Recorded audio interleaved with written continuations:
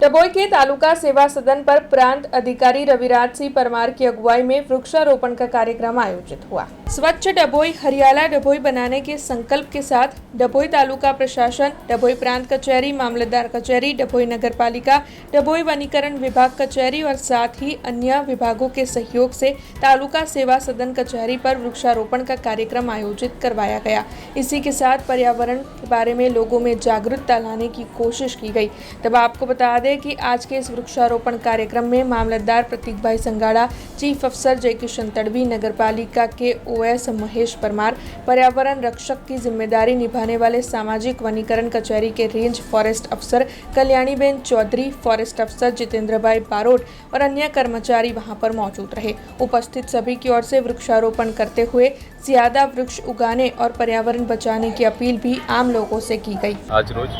डभोई तालुका सेवा सदन खाते तालुका कक्षाનો એક વૃક્ષારોપણ કાર્યક્રમનું આયોજન કરવામાં આવ્યું હતું, જેમાં માનનીય પ્રાંત સાહેબ,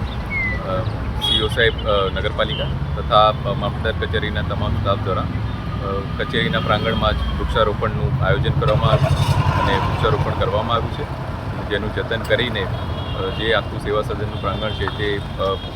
સારી રીતે સચવાય અને જળવાય તેના માટે પ્રયત્ન કરવામાં આવશે। हमसे जुड़े रहने के लिए हमारे YouTube चैनल को सब्सक्राइब करें और नई वीडियो की नोटिफिकेशन के लिए बेल आइकॉन को दबाएं।